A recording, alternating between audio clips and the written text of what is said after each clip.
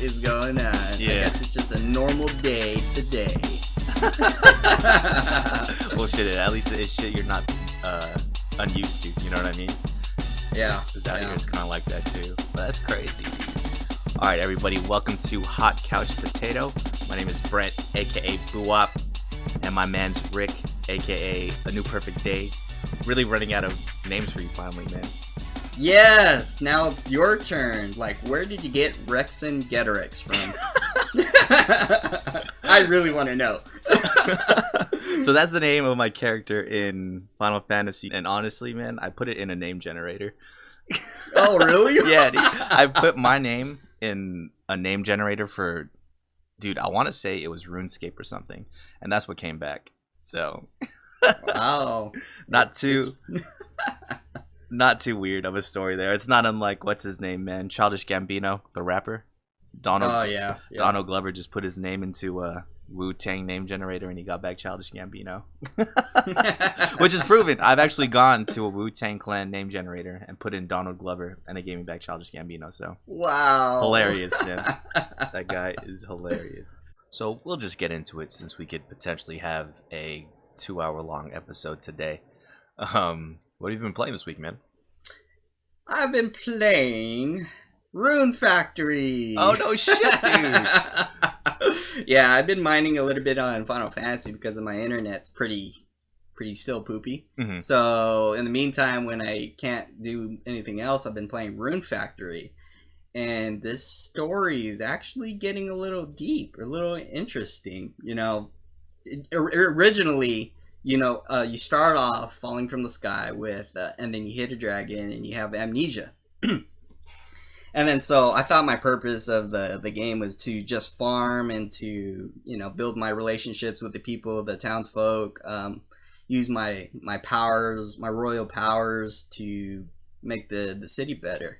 But, they send me on a quest. Like, I'm progressing throughout the story, and you go through the story to the point where the first monster you fight is like a butterfly monster. Mm-hmm. And once you defeat the monster, it turns back to a little girl, and she has amnesia. And I was like thinking nothing of it. I was like, okay, well, I just saved somebody from becoming a monster.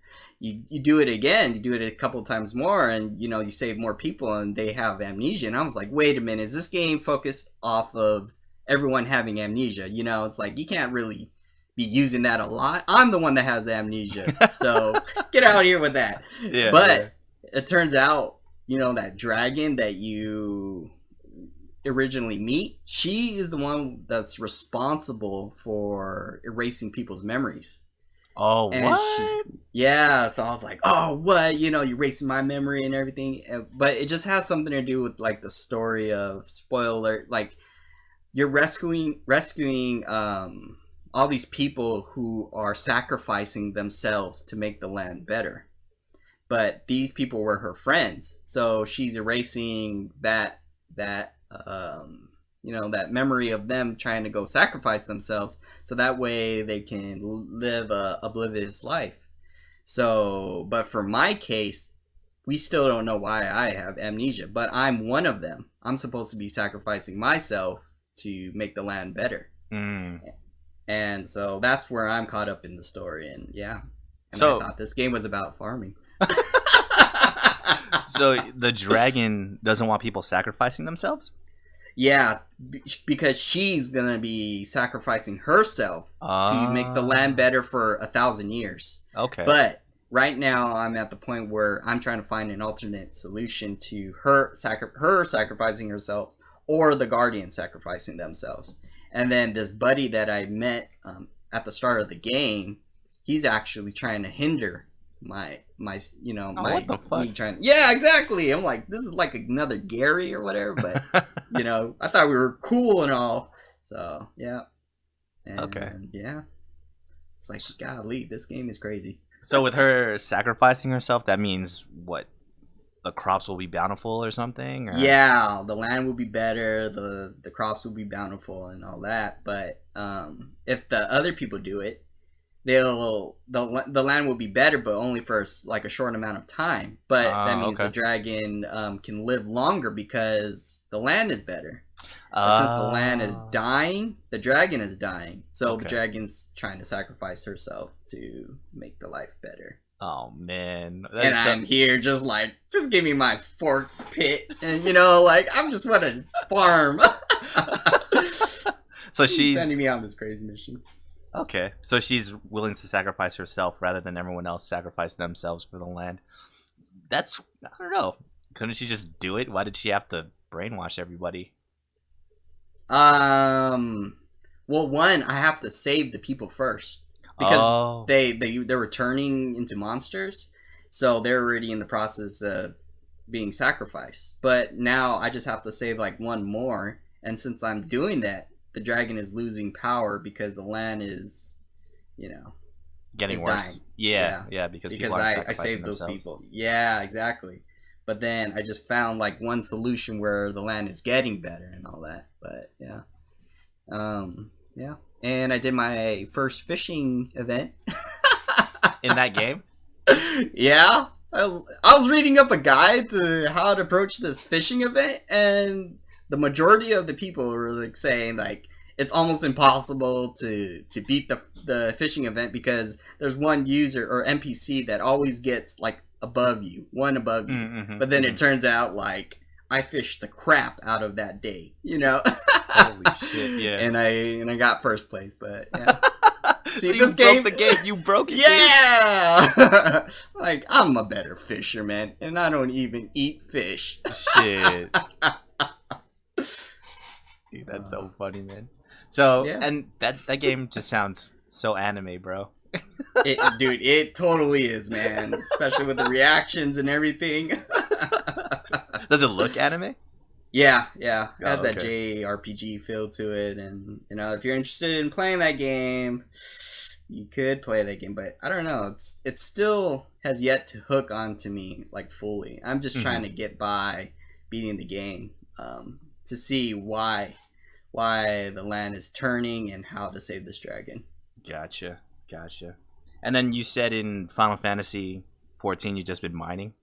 Yeah, just mining. I haven't tried playing in the dungeon, but on 1 megabit per on potato internet, I'm doing pretty good mining. Yeah, I think we were able to at least chat on there, so that's not too crazy.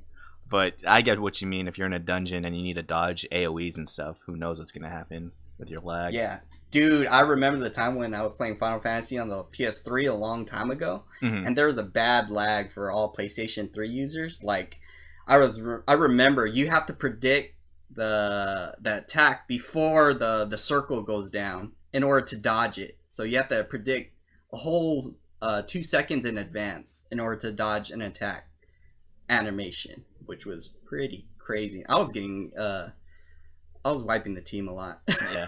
I mean, especially for you as a tank, man. And then you got to know when to stun certain AoEs and things like that, too. Yeah. But now everybody just stuns like crazy, so... Yeah. Crazy. So me, man, after we talked about our backlogs last week, I felt kind of bad. So I decided to jump in and finish some games that were in my backlog. Yeah, I felt bad. I think I rambled on too much, so you got to finish your backlog. Yeah, no, dude. I was in the zone this week, man. I was like, I'm not going to do anything. I'm not going to eat out, go anywhere. I'm going to save money and play the games that I already own, dude. So I went back and I finished a couple games. I finished Ryse Son of Rome, which is an amazing game, by the way. I don't know why it took me so long to finish it. Was that on Xbox? I think it was on Xbox, but I got it on Steam. And the graphics are amazing, dude. I don't know how old the game is, but the graphics are great. It's You're a Trojan, right? I think. Yeah, no, you're not a Trojan. You're a Roman. You're a Legionnaire. You're kind of like the Arbiter in Halo 2. You know, you're this special soldier that they send out in the front. But it's pretty cool. It's a beat 'em up game of sorts, a 3D beat 'em up game. You can combo whether you use your shield or your sword between two buttons. Sometimes you need to break the guard of enemies, so you do a certain combo to break their guard. And then if you do enough damage to them, there's this skull that appears above their head. Once you see that, you press R2, the trigger, and then you go into like a kill animation. And if you follow the prompts, and then in the kill animation, yeah, it's like a quick time event. You know, you have to press X and Y at certain points to do the right attack, to do the right combo to kill them.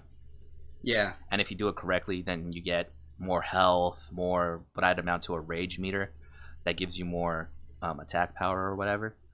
But the game is fun, man. As simple as it sounds, you know, you're just mashing certain buttons, learning the combos, and then learning when to eliminate enemies. Because when you do that animation, when they have that skull above their head, you're invincible. So if I'm getting my ass kicked, but someone has that skull above their head, I'm gonna go over there, trigger the kill, you know, and then get some health back, and then just get back to it. But no, that game is great. It's pretty much Gladiator, I'd say, the movie Gladiator with Russell Crowe. Yeah. It's Gladiator, but in the form of a video game. So can't be mad at it. Damn, and you beat that real fast? Was it like, well, how many days did it take? No, I beat it in one night.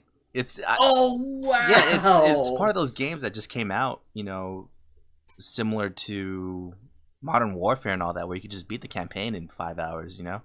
So one night I jumped on Final Fantasy, I played the slots at the Golden Saucer, and then I just jumped into Ryse Son of Rome. I mean, I finished the first 2 or 3 chapters already, and those were just tutorials. So when I jumped back in, it took me a little bit to learn the combos and stuff again, but once I got in, it was just smooth sailing. Plus, it was that game is so cinematic. Like I said, it's just like Gladiator. It parallels that movie a lot, so it was cool to live it instead of actually watch the movie. Right? Yeah, I was more immersed since it's a video game. Little bit of a spoiler: the ending sequence, or the last maybe 5 minutes of that game, are incredible, dude. You just walk through this hall and you're just going through a gauntlet of Praetorians, who are the Emperor's guards, just killing them one by one with combos and stuff. It's amazing. Nice. I suggest if you ever find that game on sale, definitely pick it up and play it, because it's great. What was that game that we skipped out, or I skipped out? It was like $2, but we like regretted getting that game because it went back to like $40 or $60. Yeah, man. So backstory behind this: Rick and I went to Navy Exchange one day. I don't even know why we went there. Well, I guess we just used to go to Navy Exchange for whatever reason. We go upstairs to the game section and look around, and there's this game called Enslaved. I think it was on PS3, and it was $247 or something, or $287. The game was $3. And I was telling Rick, man, we should pick this up. And Rick goes, I don't know, man. It's less than $3. It must be a shit game. There you go. And I was like, no, man. I mean, regardless or not, we should pick this up. Wasn't having it, and somehow talked me into not buying this game. So I was like, all right, dude. Put it on the thing. Next thing you know, I go home, search it on the internet. It's like a sleeper. You know, it's one of those cult classics that's so good, and everybody loves it. Yeah, it almost got like a perfect score, and I was like, oh shit. And I went back to Navy Exchange not even a week later, and the game was $40 again. So I don't know if they did a misprint on the pricing or whatever, but either way, talk about missed opportunities, man. Yeah, my bad, dude. My bad. We'll just invent a time travel machine and go back 5 years and pick it up, you know? No big deal. It might be longer than that, actually, dude. That was a long time ago. Yeah, I think that was when we were in high school still. Shit, might be. Yeah, what were we going to Navy Exchange for? That's so weird. I think City of Hero time cards.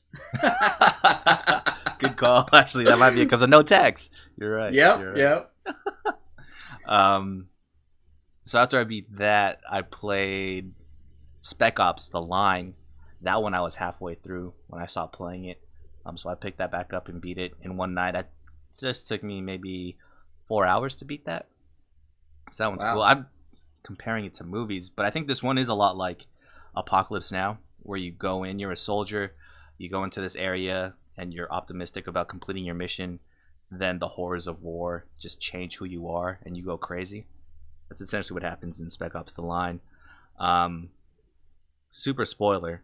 At the end of this game, you're the last man standing, and this unit gets called in to rescue you from Dubai. And they show up, and you're standing there all crazy, holding a gun. And the guys get out of the Humvee and that are supposed to rescue you and go like, oh, hey, we're here to rescue you. Put down the gun, blah blah blah. You know, and you're just standing there with the gun, and they give you control of the character. So of course, what am I gonna do? I'm just gonna kill everybody. Yeah. So I start shooting people, and I die. And then the game ends. Shit. The ending is, you know, you laying down, bullet holes in you, and you know the camera's panning up, and there's some dialogue or whatever.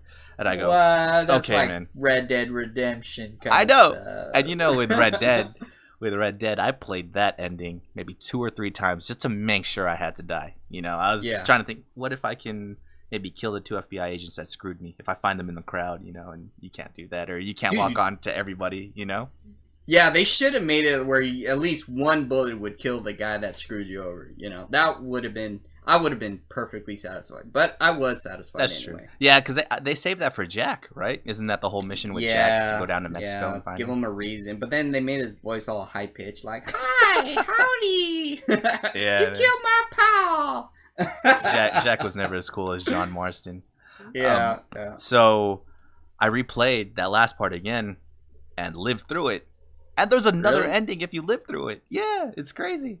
What do you have to do? Like not shoot people? No, well, I went through and shot him and actually took cover because they give you this powerful gun. So I thought I could just tank it up and just shoot everybody. But no, you know, I got killed real quick. So the second time I took more care, jumped into cover, killed a couple people, and then like took my time with it.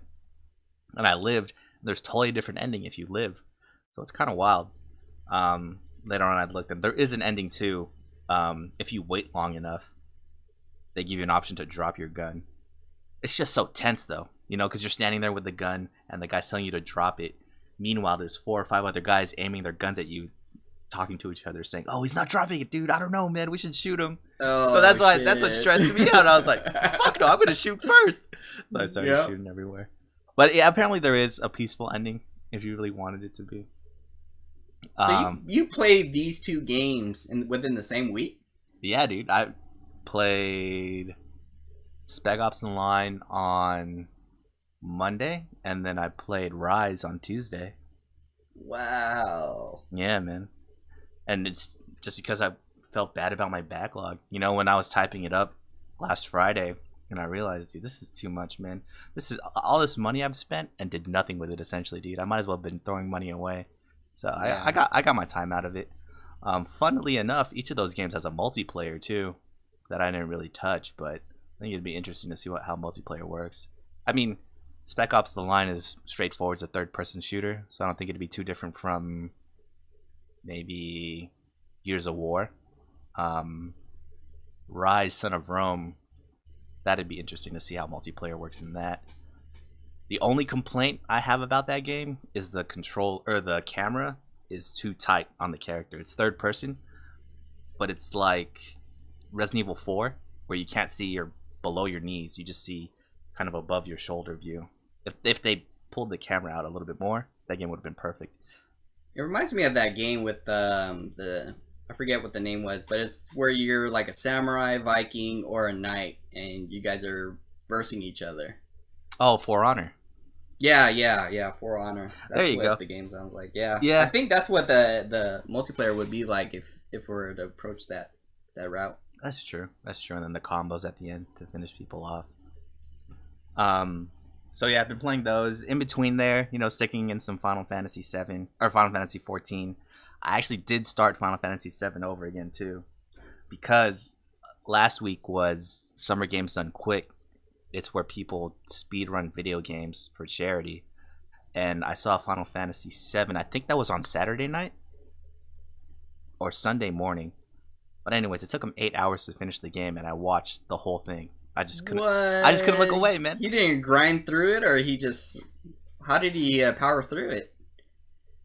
Materia, man. Just pairing up specific materia. He had some skips in there, but not too many where you still have to fight bosses in that game. You know what I mean? Yeah. But it was just certain materia paired up with each other and certain equipment that makes you take no damage.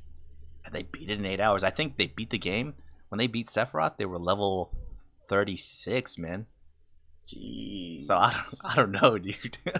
And remember too, Final Fantasy 7, that's not like Final Fantasy 8 where all the enemies, they scale up with you. You know, no matter what level you are. the enemies are going to be your same level. In Final Fantasy VII, everything is pretty static throughout the game. You know, everything's the same level. They don't change even if you change. So Sephiroth's hard as shit, and they beat him at level 36. I don't know, man. Holy shit, man. The one thing that really made me want to get back into it was the enemy skill materia. I knew that had some of the greatest weapons that you could use in the game, but I didn't know there was this magic called Big Guard, I think it's called, and it puts a barrier, magic barrier, and haste on all your party members at the same time. Really? Is it like one of the ultimate materia? No, it's an enemy skill. So you know how those work is you fight random enemies in the world of Final Fantasy VII. They use an attack on you. If you have the enemy skill materia on, you could learn that attack. Oh, the thing with Big Guard is, why would an enemy ever put that on you, right? They would only do it to themselves. So what you have to do is you have to manipulate the enemy. That way you can control him and make him use that on you, and that's how you learn it. See, I never knew this, dude. I didn't even know there was such thing as Big Guard in Final Fantasy VII. So once I saw that, I was, oh, that's a game changer, man. You're telling me I could put barriers and haste at the same time on all my guys with just not even an all materia? That's crazy, dude. Dude, you gotta stream this right now. No, hell no. It's gonna take me a year to beat that game, dude. I'd rather take my time for it. If I stream it, I feel like I'm gonna, play it too quickly. You know what I'm saying? I'm not gonna beat it in 8 hours. Yeah. But if you ever have just 8 hours to kill, it's a great speed run. The guys that did it talked about the story and explained little things here and there too. So that was definitely good times. Man, we just need that remastered version already, so we can speedrun that one. I know, man. It's gonna be weird coming out episodic and things like that. I don't know, man. Yeah. We'll save that for another day. And then lastly, see, dude, I really felt bad about my backlog. I played a lot this week. Damn, you played more games? And this is the last one. Lastly, just right now, I finished Emily is Away 2. I just got one ending, though, so I haven't really delved into it too much. Oh, there's multiple endings? Oh, yeah, man, because there's so many choices you can make. And with this one, I just role-played super hard, dude. I was like, all right, this is the character I'm going to be. I like punk rock. I like action movies. I don't like to drink. And I want to go away for college and have a family later on. I just sunk in and really role-played that character. And I think what the game is looking for is consistency. If you keep that same character, if you don't really lie about who you are or what you want, then you're good to go. You know what I'm saying? But it's a good game. It's just like the last one where you're just in an AOL Instant Messenger. You pick your responses to the people you're talking to. This time there's 2 people you talk to. And in one of the pivotal moments of the game, you're talking to them at the same time, and there's a timer on how long you have to respond to each one of them, And I was doing good, man. I was juggling around the responses here and there. They're both tripping about their boyfriends at the same time or something like that. And at one point, it just gets too fast, because you have to type your response. You can't just pick a response. You have to type your response and press enter for it to go through. So after a while, I just stuck with one person. And ultimately, can you be able to type both responses if you're a fast typer? Yeah, but you run the risk of not being consistent with your answers. You know what I mean? So for example, if in the beginning of the game you tell a person you like Star Wars or something, and then you're in a rush answering these other questions during that pivotal moment, and you say something contrary to what you said before, like you don't like Star Wars, then you're fucking blown, I think, man. Sheesh. So it's interesting. I'm definitely gonna sink in another maybe 4 hours in that game, go through different endings and see what's up. The other cool thing about it too is the people you're talking to send you links. They send you, oh, this is my new favorite song or something, and you click it and it opens up a YouTube page on whatever browser you use and plays a song. Oh, wow. It's crazy, dude. It's definitely a blast from the past. You just get back into that moment where you were in 2006, man. They're playing all the popular songs from back then. So it's crazy. And depending on where you were in your life at that time, it's kind of therapeutic, I think, too, just to relive and be that older brother to yourself back then and tell yourself, yeah, dude, you shouldn't be doing this kind of bullshit or lying about this and that. It's kind of wild. Is there a good ending? That's what I would like to know. Yeah, I think I got a good ending. It's ultimately it's open-ended because it ends, a little bit of a spoiler, it ends with you going to college after high school. So you don't know if you're gonna still be with your high school sweetheart during college. You know what I mean? That's a whole different can of worms. But I think I got a fairly good ending. I can tell you about it after this, man, so we don't spoil it for everybody. But yeah, dude, played a lot of games this week. Tried to squeeze in Final Fantasy wherever I could. We're tackling it, man. We're getting rid of that backlog, bros. Yeah, you're getting rid of your backlog. Mine is still back there. Well, at least, you know, you're slowly chipping away at it by playing Rune Factory. What I need to do is like finish Batman and Witcher 3. Like I know I'm near the ending for both of the games, but it's just like I've been putting it way on the back burner for so long. You know? I think I just have to do like a couple more fight scenes, and boom, I'm done with the game. But it's just like I have to relearn the combat system. And yeah, and that was me for those two games too, for Rise and Spec Ops. I had to relearn all the controls and stuff over again. I had to update my drivers for my wireless controller and all that, because Windows 10 is ass. But I don't know, it was good times, dude. And Witcher 3 is a huge game, so there's no wonder that took you a while. Yeah, I just gotta spit on it. You're that close, dude? Dude, I am that close. I just have to like talk to like 2 more people and I'm pretty much done. I already saved like the girl and I was like, fuck, dude. I don't know. I've been dragging it out so much. Yeah. A lot of side quests? Yeah, that's what makes it ridiculous. Is like I keep getting distracted by the girls. And how... If you walk in a tavern, you get distracted. Yeah. Someone says some bullshit like, "Oh man, I lost my dog," so you have to go find their dog. Yeah, but it leads you, and ultimately you're fighting a fucking dragon or something. Yep. I think I was like helping somebody because they were drunk or something. But then when I like investigate more, it was like a giant cult of vampires, and they were like super hard as hell, and they were killing me. I was like, damn, never help a drunk person. That's funny, man. And another thing, I completely disregarded trophies the entire time. I mean, these games were on Steam, so I didn't really care that much, but there were times where I saw a little optional collectible item on the side and there was a puzzle to get to it, and I said to myself, not today, man. Just keep it moving. Just keep it moving. Judging the game stereotype. So I skipped all the collectibles. I wasn't even trying to go out of my way. And you know what? Without that added pressure on me to look for that kind of shit, I definitely enjoyed the game more. So hopefully I can have that same blasé attitude in the future. Do you go after like Steam achievements too, or just mainly PlayStation trophies? See, I think it's just trophies, because all these games I played on Steam and I didn't really care about shit. Exactly. Really. That's what I was like. How did you beat Rise without going through all of the achievements? But yeah, I feel you. Yeah, man. So busy week, man. It's only gonna get busier. I'm looking at my backlog, seeing what I can knock out real quick too. So 3 down, 1,000,000 to go. You gotta teach me how to play Honey Pop.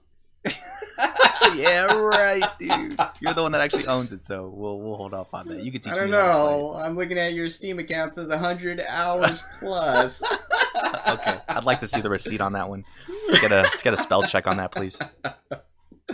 But anyway, so 2 weeks ago, we started the countdown to Comic-Con, and it's fucking here, dude. In 6 days. Today's Friday. What's today? The 14th? Yeah, man. It starts on the 20th, preview night on the 19th. It's coming up super quick, man. Yeah, good thing I haven't found any exclusives that I want from Comic-Con, because I am not camping out on the 19th. Oh, man. Shit, I'm definitely not either, man. Last week we talked a little bit about, our first experiences at Comic-Con, how it's grown since then. Let's hear about. I want to hear about what your funniest experience was from Comic-Con, man. Any that really stand out to you? I'm not sure if this is really funny, but it was the time. I think I've told you this before, but it was when I got the Green Ranger, Jason David Frank, to sign my Morpher. And I remember it was me and Alan standing in line to get the Morpher, and as soon as we got our Green Ranger Morpher exclusive Comic-Con thing, they announced that the Green Ranger will not sign any of the Morphers for that year, and he was only doing signatures for the people that lined up beforehand. So technically, we were trying to get into the line to get something else signed, but it turns out the line was capped before we even reached the Bandai booth. Mm-hmm. So, feeling a little bummed out, me and Alan decided to go to the Bluefin Tamashii Nations booth. And I remember Alan was like, Rick, look behind you. And I was like, what? And I turned around, and it was the Green Ranger. And he started forming a crowd, but he was starting to sign things off.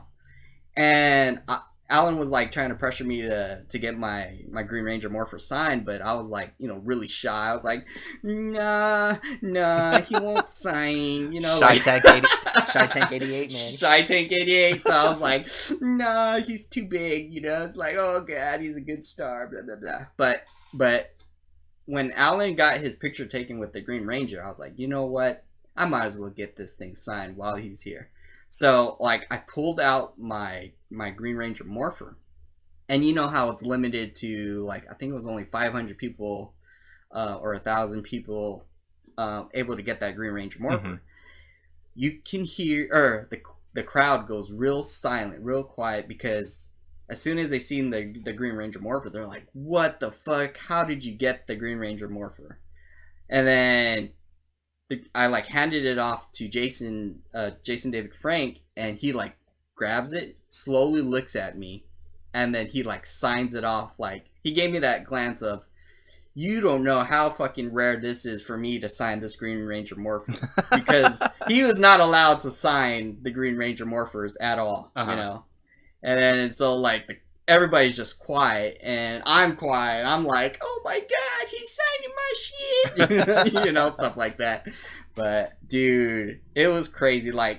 As soon as I got it signed, I thanked him and everything, and then I went to, I just took a couple steps to the Tamashii booth, and then the guys behind the counter were like, you don't know how lucky you are, please let me buy your Green Ranger Morpher off of you. Shit. What? Yeah, and I was like, nah man, this is my memories, this is it.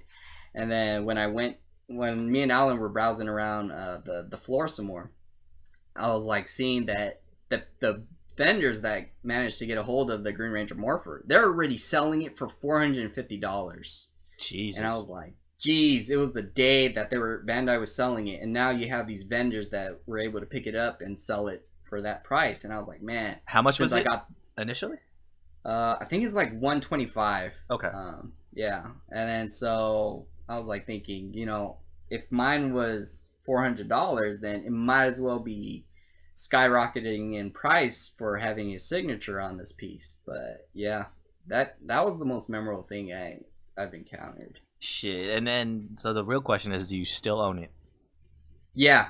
Oh, even though I picked up the Green Ranger dagger and the white, was it the White Ranger saber? Mm-hmm. I sold both of them, but I was like, I'm not gonna sell this Green Ranger Morpher because it's so valuable to me. Yeah. Damn, dude, you're so lucky, man. Yeah. I'm sure everybody's told you that. I remember everybody was just so quiet. They're all looking at me, and I'm like, yep, that's right, bitch. Oh, shit. So my story, I guess it's not that funny either. It's just memorable to me, kind of like how the Green Ranger one is to you. Mine's not as dramatic, though. I think I've told you this one before, too. I was walking around Artist Alley, just where people actually that draw the comics and things like that hang out. It's relatively not busy part of Comic-Con, so you kind of walk around to get away from the crowds. It's a little bit colder there because the AC hasn't been all sucked up by everybody yet. Yeah. You're just looking around and passing by, and this guy goes, oh, hey, man, check out this comic book. And I go, oh, thanks, just looking at it, walking a little slower as I'm passing by. And it's about airplanes or something. I don't know. It's about fighter pilots, but they're flying World War One type planes, you know. Yeah. And it kind of sucks. So I think out loud I say, man, this thing kind of sucks, you know. Oh, and I wow. look to give it back to him, but it's free. So I was like, okay, I'm gonna keep it. And I look who it's by, and it says the guy's name. And I look back, and the guy that's sitting there, he has a name tag that says his name. Oh wow! I felt so bad. I just kept it moving, shit, dude. Holy shit! kept it That moving. would have been awkward as shit. Yeah, dude. I just kept it moving. My feelings were hurt for him for me saying that, dude. Yeah. Like I Do you said, regret it every day of your life? oh yeah, man. Like I said, I don't think it's funny. It's one that's still it haunts me to this day, I guess you could say. Yeah, fuck. I remember that one time when we ended up getting our City of Hero badges? Our City of Hero, actually, hero cards. Like, they take a photo of you and they give you a photo card of being a hero. Mm-hmm. I don't remember getting them, but I still have mine. Why? Did something crazy happen? Oh, no. I was just like, I keep mine every day in my wallet and I still have it. Oh, fuck yeah, dude. That's what shows we're certified heroes of the city, bro. Fuck yeah. Cold, cloudy day. Yeah, man. How crazy is that City of Heroes used to have a booth at Comic-Con, and now it just doesn't exist anymore, man. Yeah, I remember when it was inside the convention center. Then I remember it moved to like near the entrance of the convention center, Mm-hmm. and then the year after that, it was like outside next to Petco Park. Yeah, Those, in a like, tent. gaming rigs. Yeah, I remember that too. And I was like, "Fuck!" You know when it's kind of dying because like I remember there was like really nobody there playing the City of Hero games. Mm-hmm. Shit, man. I don't know. I think they could have kept it alive. NCSoft was just trying everything in their power to get rid of that game, I feel like, and do something else. Exactly. Because there's still a player base for it. I mean, nothing has come out like it ever since. So, we'll say that for another day. I guess we've already talked about it. Our woes with City of Heroes. Yeah. So what are you looking forward to seeing this year, man? Actually, really haven't been looking forward. Oh, I don't even know what's really coming out. I'm actually more excited for the stuff that is happening on the outside of Comic-Con versus the inside of Comic-Con. Really? Yeah, like What's going on outside? So Eric was saying that at Funimation, or not at Funimation. Funimation is hosting like an event, like a party thing. I'm not sure where, but it's somewhere on 5th Street, and the people who voice Boku no Hero Academy will be there signing things off, and later in the night they're gonna have like free alcohol and stuff like that for Funimation. But those are for the people that subscribe to Funimation. But you can get a general pass for free, and then the other events that are happening outside Comic-Con are like the Nintendo Lounge. There's a Netflix experience for the Upside Down of Stranger Things. Okay. Yeah, AMC's Dead Quarters for The Walking Dead, and they might have cast members too outside Comic-Con. The Game of Thrones Winter, and from its description it says come there so you can check out Winterfell, Dragonstone, King's Landing, and North of the Wall and stuff like that. But where's that at? Is that at that hotel? It's near the hotel. That one spot that is always there. So I don't know how we can get in, but they said that if you have a badge, you can get ahead of the line. That's interesting. And I remember trying to go to that either last year or 2 years ago, and it was always the line was just always capped. Yeah, exactly. So I don't know if you want to check that out, but yeah. Honorable mentions, I know that like there's going to be stuff inside the convention center like Blade Runner by Warner Bros, the Justice League and Aquaman, and the Marvel movies like Thor and Black Panther. Mm-hmm. So yeah. I'm not really looking for any exclusives or anything. I just want to be with the crowd of Comic-Con. That's all I'm really essentially looking forward to. Gotcha. Yeah, I think I'm the same. I just want to be there in the environment, you know. like you never know who you're gonna run into over there. I think, like I said, when I was a kid, ran into Lou Ferrigno. I've seen, Game of Thrones characters walking around randomly. Ran into Kiefer Sutherland, and I'm a big 24 fan, so it was crazy just seeing him walking around by himself out of nowhere. And then random people, like the Black Ranger always just walks around too, I feel like. So I'm just want to be in the environment. I think I'll definitely visit Blizzard just to see what they got exclusive over there. I think last year I bought stuff. Yeah, I think last year I just bought an Overwatch hat. Everyone was asking me to buy. I think there was a Farrah pop that was exclusive to it or something like that. A pop figure, but didn't pick that up. Want to see what Square is doing there for sure. I think it's gonna be crazy that we're gonna be Game of Thrones starts this weekend, so I think it's gonna be interesting to see what it's like out there in the middle of a Game of Thrones season. I think by this time, Game of Thrones is usually the season's over by the time Comic-Con starts, so it's gonna be real interesting to see what the atmosphere is like for Game of Thrones. I hope they don't spoil it, because I think was like one of the years the girl that played Arya Stark, she was like, Jon Snow is dead, like before it actually happened. People knew about that though. That was in the books already. Yeah, that was in the books already. Oh, well, like people that didn't want to read the books. Well, it's not like that was too. What if it was a super unknown thing that hadn't happened in the books or the show yet? That would be crazy. That would kind of suck. But yeah, I think that'll be interesting to see what the atmosphere is like for Game of Thrones, since the season's just starting. I wonder if they're gonna show newer episodes at Hall H or anything like that.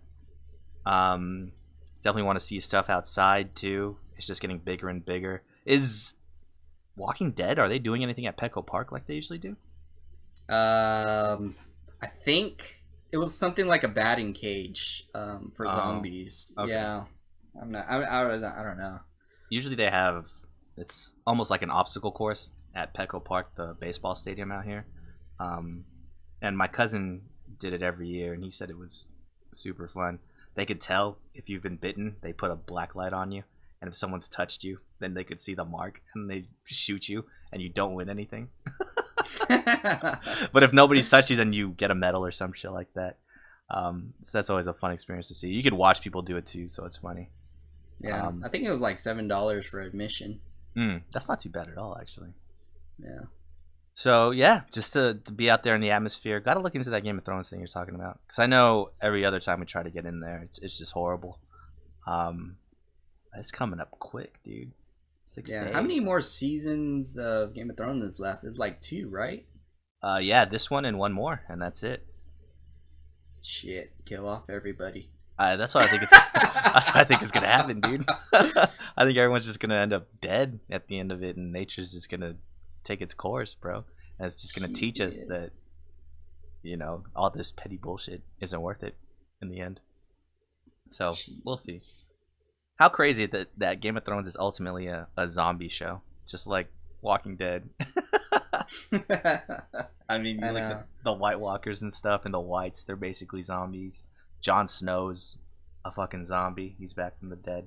It's kind of wild. He's a warg zombie. I don't know what he is.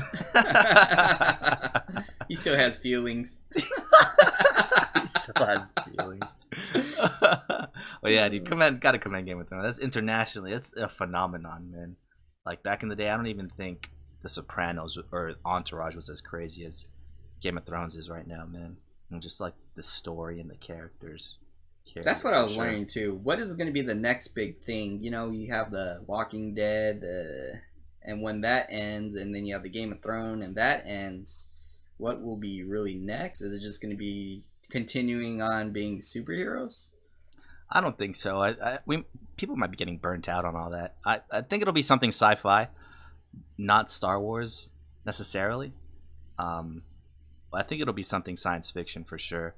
That's been out of the loop for a little bit. It's been a lot of post-apocalyptic, real-world-ish type stuff, and fantasy world Game of Thrones type stuff. So I think those will be out soon, and Star Wars is just setting something up for the next sci-fi franchise. But who knows, really? Who knows, man? I can't tell the future. Like, who's gonna own an Overwatch team? You? So speaking of a good story, last week we talked about the characteristics of games, how we judge them, and what make good ones. Rick and I put together 5 or 6 characteristics that we look for in each game. They might differ, they might be the same. I'll go first. I'll say mine real quick and give some examples of good and bad in each category. Then Rick will go over his, and we'll see if we could find an agreement on if there's a standard, a set in stone standard that games should be judged by, or if it's just subjective. First one I have down is controls. You know, if the controls are good for a game, if it feels fluid, if it feels like you're not stretching too much to do certain abilities and things like that, then you're golden. If it's bad, then it's really bad. I have an example for bad: Witcher. You play that on PC, the keybinds are ridiculous. And if you We're talking about Witcher 1, right? Yeah, Witcher 1 is horrible. Wow. The controls are all over the place, man.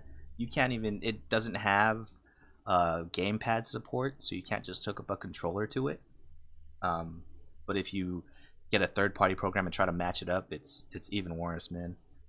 I really wanted to play this game because I wanted to play the whole series of Witcher, and I just couldn't get past the first part, man. Yeah, dude, the controls were so bad. You know, that's an example of a bad one. Examples of good ones are Ape Escape. Ape Escape was crazy because it was the first game you really had to have the dual analog sticks, and one controlled your abilities, one controlled where you went to go. One controlled the net, I think. Yeah, one controlled where you swung your net, and one controlled where you walked. And then if you equipped something other than the net, I think there was a hula hoop that you had too that made you run faster. You had to rotate the right analog stick to use the hula hoop, and once you powered it up, you could just sprint in any direction. And if you ran into a monkey, it stunned them for a little bit, then you could take out your net and catch them. So, dude, that game is super fun, man. Yeah, I was just thinking about that. I was like reminiscing on how great that game was. You know what though? It was kind of hard too. There were some monkeys that were impossible to catch, dude. Oh, apes. Excuse me, apes. There were some apes that were hard to catch. Another one I have for good is Alien Resurrection. That was back on PlayStation 1 as well, or PlayStation 2 maybe. But this is maybe the first game where you use the dual analog sticks, one to look around and one to move your character. It was a first-person shooter. I think it was the first one, and playing that for the first time was weird because you weren't used to it. But now it's just universally known to play games like that, right? No matter what you play, the right analog stick controls where you look, and the left one controls where you move. So it's definitely an innovator. A couple other ones that I think are bad, that other people might not think are bad, is GoldenEye on N64.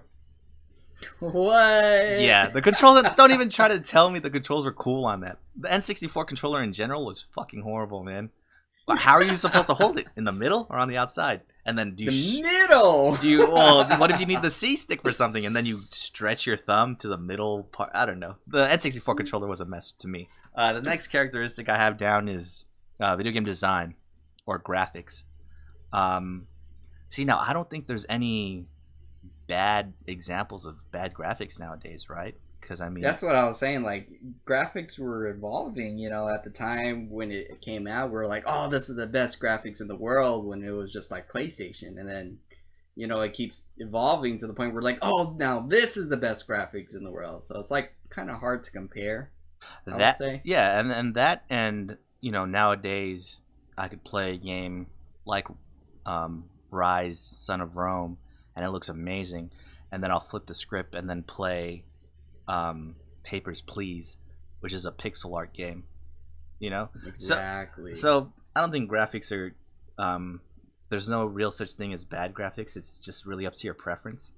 I think one that everyone can agree has bad graphics is Final Fantasy VII, the PC version, because just the way the characters against the backgrounds look is fucking horrible. You know what I mean? If you have shitty looking graphics and then you make them HD but they're still shitty, that's so bad, man. I think there's mods for that game too where you can make it look better, but out the box that game is just shit.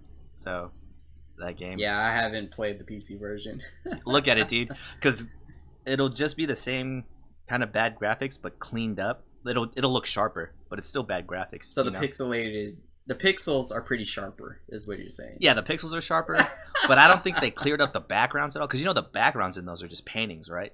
Yeah. So they didn't really clear those up at all. So it's this super HD character running along these fuzzy backgrounds. It's bad, man.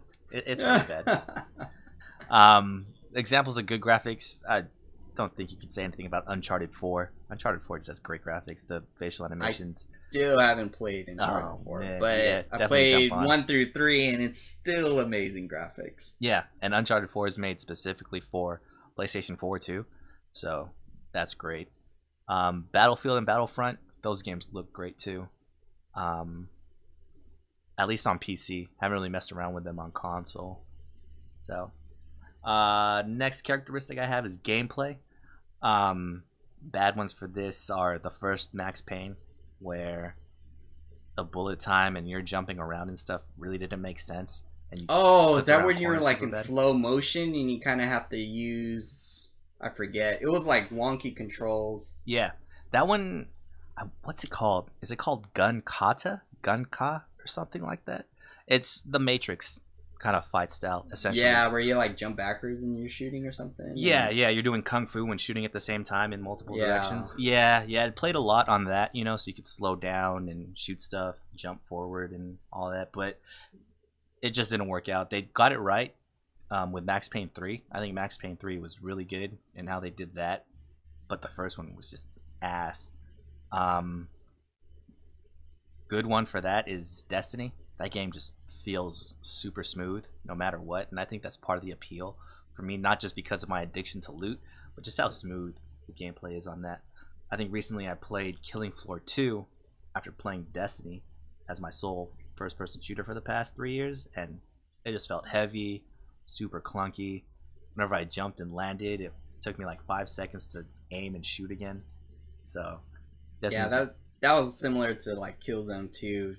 It was like that heavy feel. I didn't like that turn, Mm-hmm. They try to give that realistic feeling of when you turn left or right. Yep, it takes a second for you to actually turn, and I didn't like that. Yeah.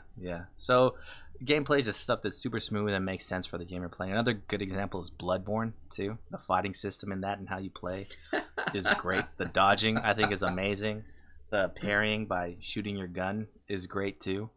One that I don't really like too much, I mean, I love the game, but I don't really like the gameplay too much, is Grand Theft Auto. I think it's almost like you're playing QWOP in a 3D world, dude. Just the way your character stumbles around the world and stuff, and how a curb can trip you. It's so awful. That's realistic. You trip in real life. I guess, man, but to control the 3 most unathletic people in the world in that game, that doesn't make sense, dude. At least one of them has to be athletic enough. So it's just a little bit too clunky for me, the movement in that game.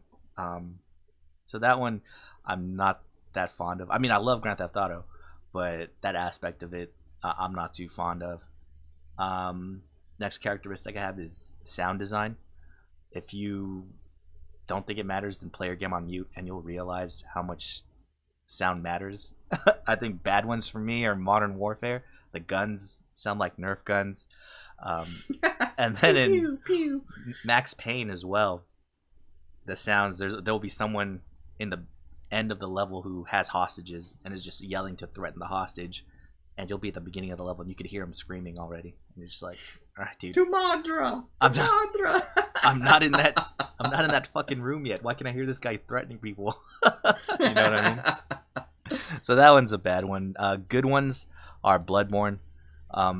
This music in that game just sets the mood for no matter where you're at. The creepy little sounds of enemies crawling around and people talking here and there. They do that very well to set the atmosphere for that game. Resident Evil 7 is good at that too. I mean, I only played maybe an hour of the beginning of that game, but it definitely feels creepy. You feel like you're in a wooden house, just the boards creak everywhere. You could hear wood just creaking in the walls and stuff. It's creepy. Sets the mood too. Another game with great music, Final Fantasy 14.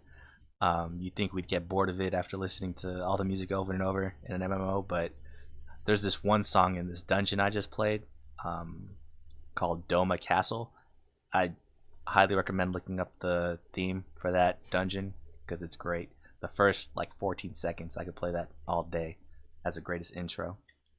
Yeah, I think some of the songs are like rock music too, so it gets you Mm-hmm. all hyped up, and you know you guys are fighting a really tough boss with that kind of music.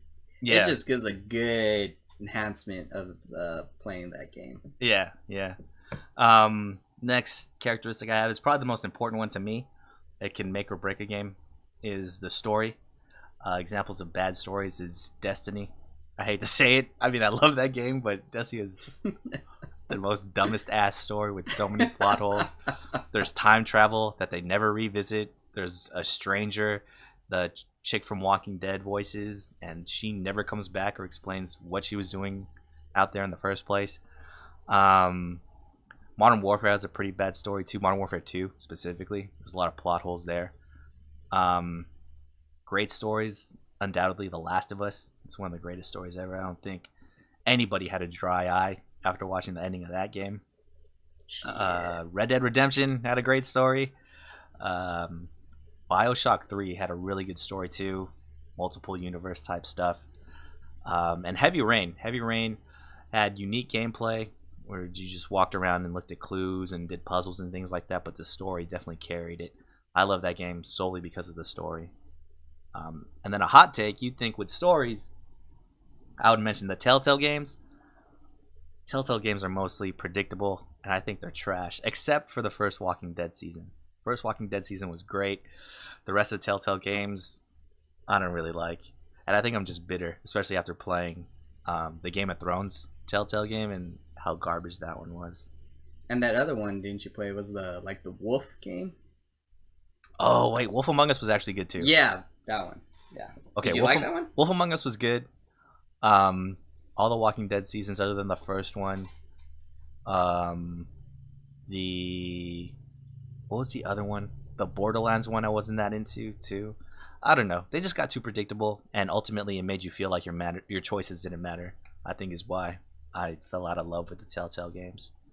Another one that might be controversial. I don't really like the stories of Dark Souls and Bloodborne. I think they're too convoluted.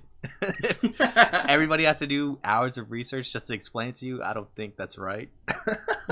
Legitimately, this week I read The Pale Blood Hunt, which is like a college graduate thesis about what Bloodborne is about. It's 60 pages long of what Bloodborne is about, and it was written by a fan, dude. If someone has to write 60 pages and explain the story of your game, there's something wrong, dude. I mean, That's what I'm surprised is you're reading the 60 I know. pages. And I'm not gonna fault him, dude. It was amazing that he was able to translate all this or interpret all this from the bare bones story we got from the game. But at some point, dude, the developers got to do that themselves, right? I don't know. Yep. Maybe that's just my opinion. But lastly, the last characteristic I think is important is the community. You know, if the community behind a game is really good, that gives the game more life and makes it more fun to play. You have more people to talk to about it, things like that. On the bad side of it, there's trolls that are out there that just want to ruin everybody's fun. And there's elitists too, who you're never cool enough to talk to them about playing games with.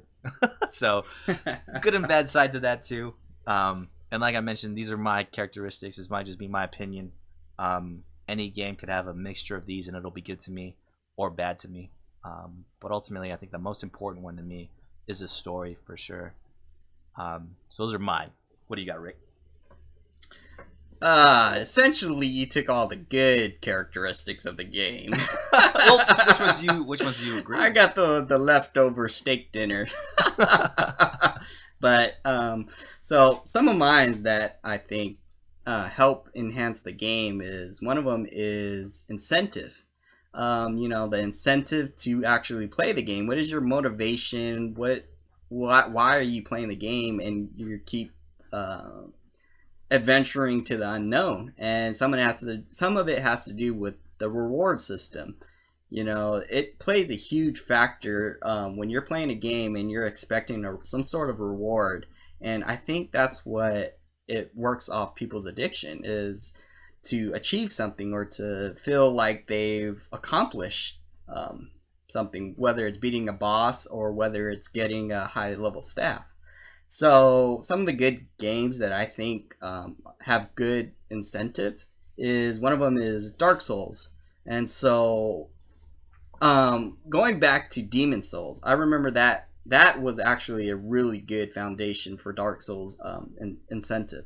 And you literally had to beat the game so many times over and over and over just so you can unlock some of the rewards. Like if you beat one of the bosses, it drops a material which you can craft, but it turns out you need to beat the boss a couple more times in order to craft that giant sword or, you know, the great spear. And by doing that, you have to replay the game. So I think Dark Souls and Demon Souls was pretty good at that. Another one is Stardew Valley, that I invested so much of my time, and I don't even know what the reward was, but in the end, it just had something to do with my incentive, my motivation to keep going, to keep doing the same chores over and over and over. And it was just an end goal of getting married with, you know, like one of the people. Mm-hmm. And that's, as soon as I got married, then that, like, I felt accomplished. I was pretty much done, but it took me over like 100 hours, you know. So you're telling me you got married and just ignored your farm, let all your I was pretty much done, dude. So yeah, another one would be City of Heroes. Is a good game good incentive to play. You know, you want to learn more of the story. You want to learn more about the hero's background, the powers you get, and all that stuff. Next one up is Terraria. It's like a 2-bit digging game, and essentially it works off the mystery of the unknown. So when you're digging, you're hoping to find valuable treasure, valuable loot, valuable, you know, whatever, as you're digging through the entire map. And it makes it more fun too, is the rewards you get. It just helps enhance the game as you progress through the game. Destiny was pretty good at that too, I would say. And Pokemon as well. Like, you know, you capture a Pokemon and you feel great, and then you capture a shiny Pokemon and you feel super amazing. So I think the incentive works off people's addiction and their motivation to even play the game. Now, some of the bad things, bad game, I wouldn't say bad, I just say like it had lowest incentive, would be like Rune Factory. Even though it's farming just like Stardew Valley, I don't have the incentive to farm. You know, I don't have that goal to farm, even though it's generally aligned the same way as getting a wife. I just don't have that incentive to actually do anything except progress in the story. Mm-hmm. And then one more I'd like to say is Blade and Soul. So even though that game was really good, really polished, and the mechanics and the gameplay and the story was, you know, pretty decent, I think it was missing an incentive for like rewards or the motivation to keep progressing through the whole story. You know, people learned, eventually they were getting tired of grinding and doing the same thing. And so that's what I would think, that if you grind too much or the rewards are very empty, then, you know, that really impacts the game itself. My next characteristic, it kind of plays in with incentive, is the replay value. You know, on the good side, you replay a game after beating it, and whether it has a story or not, it increases the hours of your gameplay. But I don't think there's really a bad side to it either, because, you know, like if you play a really, really good game like Last of Us or Valkyrie Chronicles, you know, you don't have to replay the game to get the value of it. It was that good enough a game where you don't have to go through it again. Mm-hmm. And so it's really hard to classify if there's really bad replay value. I think it's just missing replay value for those type of games. Some of these games that has good replay value, like I mentioned, Demon Souls, Red Dead Redemption. I replayed the story a couple times.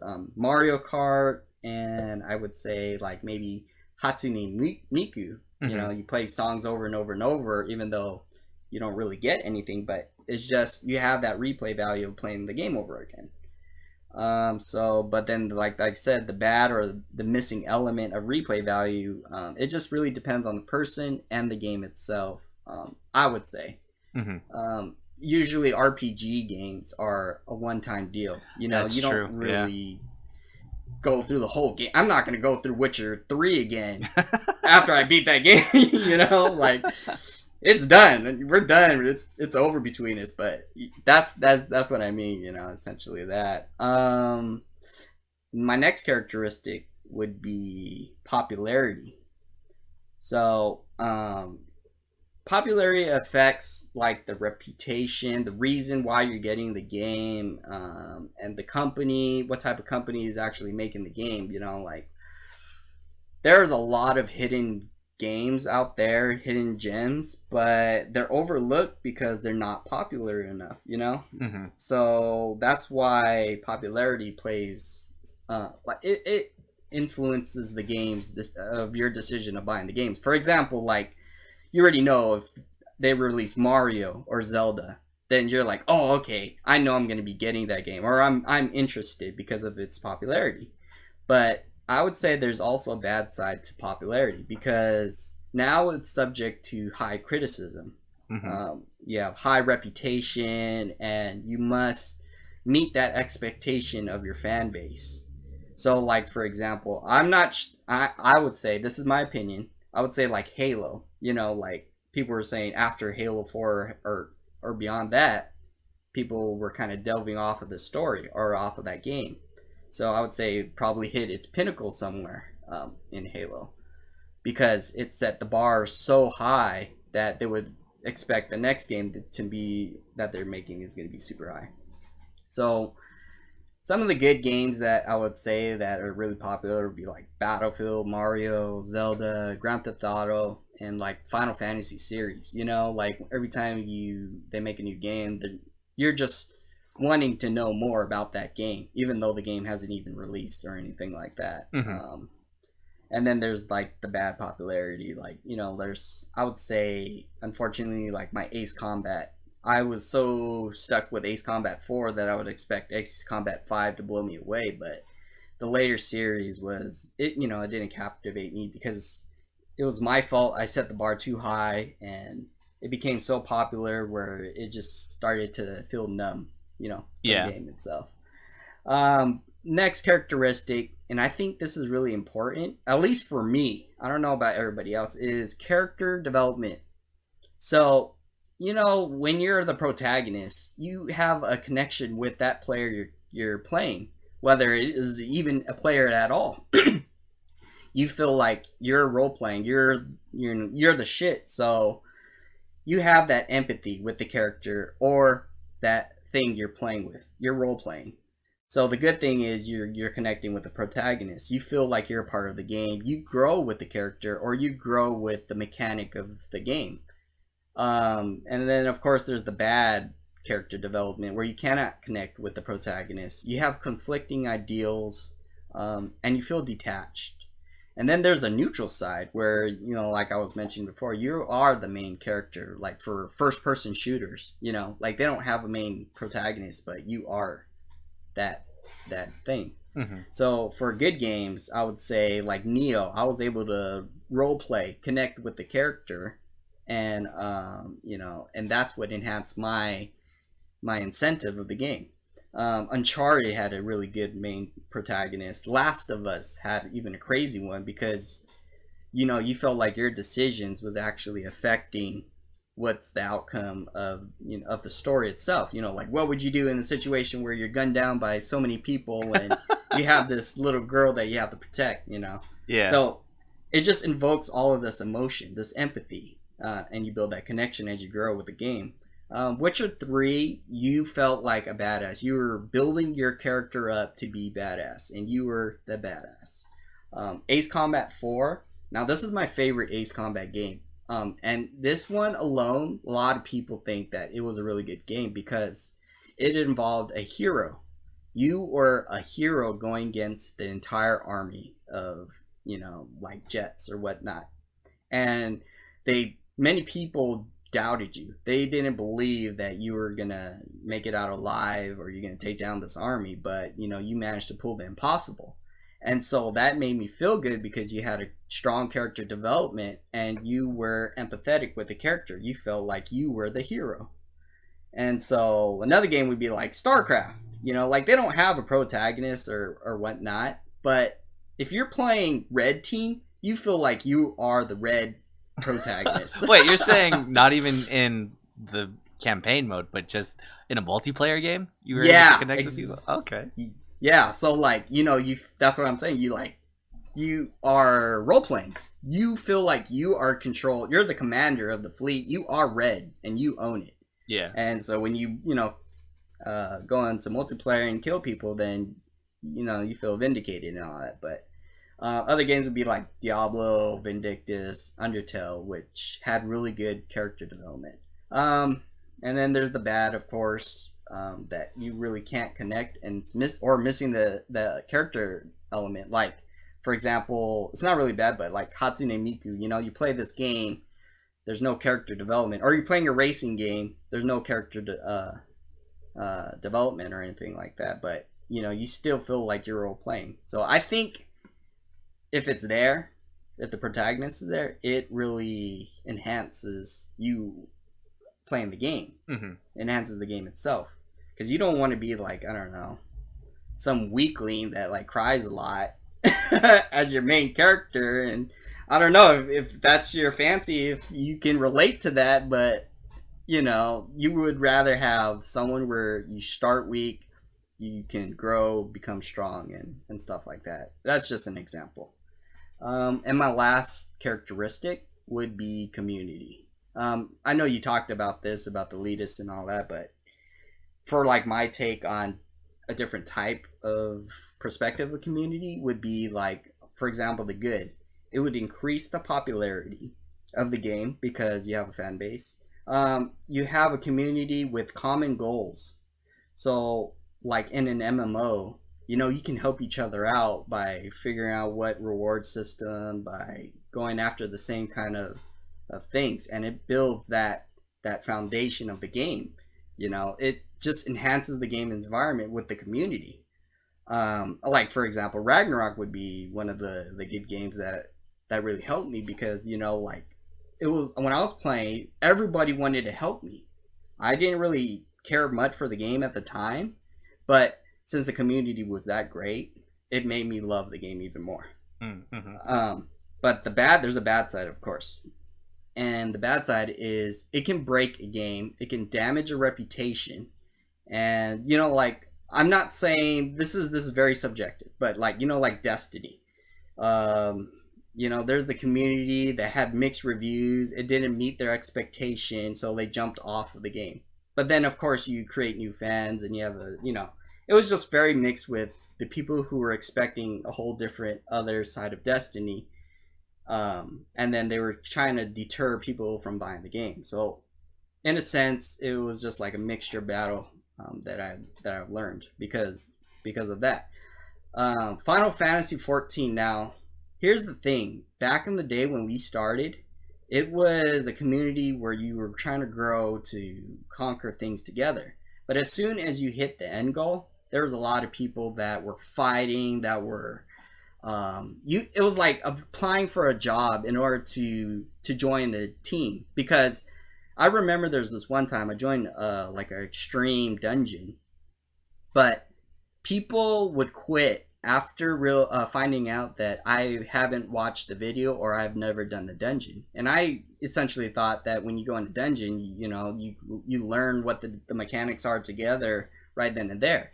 I didn't realize you have to go watch a video in order to even play with these people. So it's like you kind of like, watching a guide or some sort of cheat just so you can be able to play that dungeon that you never did before. And that was back in the day, you know, like it was pretty rough because a lot of people were very picky and choosy. They were very elitist in the game, and it just made it tough. But now Final Fantasy 15 or 14, they've learned a lot. So the community has drastically changed. I've noticed a lot of people trying to help me. They're trying to connect with me, you know, like it was very good. I don't know, man. Wait, what's up, yeah. No. Maybe until I can reach the end goal, then I guess. Wait until you get to the Stormblood content. You'll run into those same people that were jackasses the latest before. Yeah. You'll run into those people again. So, and then like my last point is, I would say a community helps enhance the game. So like picture an MMO with no community at all, no players, no online or anything. It's just a single player multi MMO. It's just, you know, you can't picture City of Heroes and you go through the whole story just doing everything by yourself. Mm-hmm. It's the community of players that actually enhance the game and make it feel like you're all in this together, you're all a hero, and you're all striving for the common goal. So that is essentially my list of characteristics that I added on to your amazing characteristics.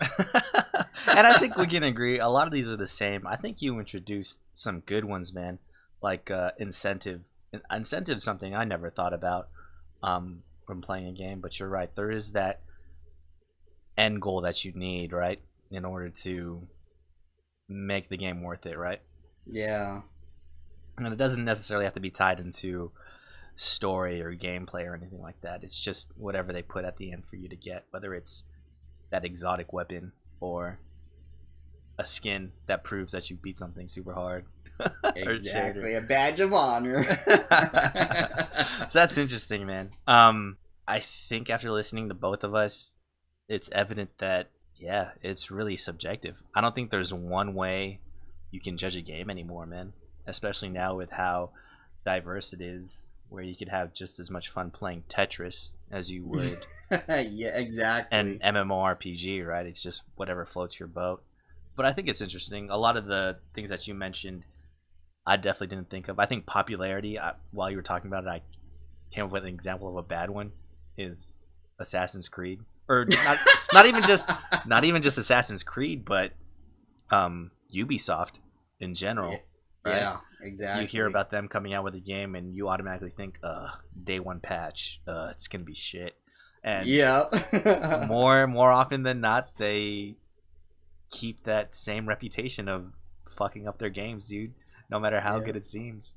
Like Division. Exactly. So, yeah, man. I think it's cool. Definitely keep these in mind when we're playing games. I'd be interested to hear if anybody has any other opinions on what we should judge games by or what they look more into others. And again, some games could be great in some areas, but faulting in others. That doesn't make them a bad game necessarily. For example, exactly. Like I mentioned, Destiny is a horrible story. At least I never liked the story, but the gameplay is great. It's really good. And incentive too. That's what I was gonna say. Yeah, by your measurement, the incentive makes it really good too. Definitely learned a lot about what you like about games by delving into this, man. Well, you took all the good ones. Well, no, I mean, like I said, we could have the same ones. I think your character one fits into story. You know, you just went into more detail explaining it. Yeah. I think the biggest surprise to me was, after thinking about it, graphics like don't really matter, right?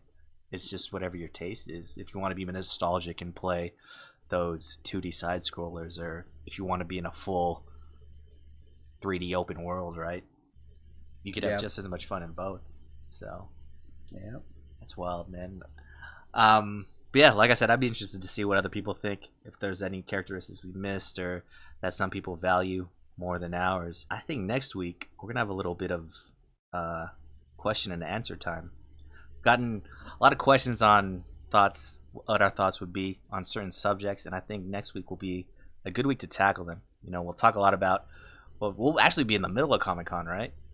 Yeah, pretty much. So it's on a Thursday, so Friday maybe. Yeah.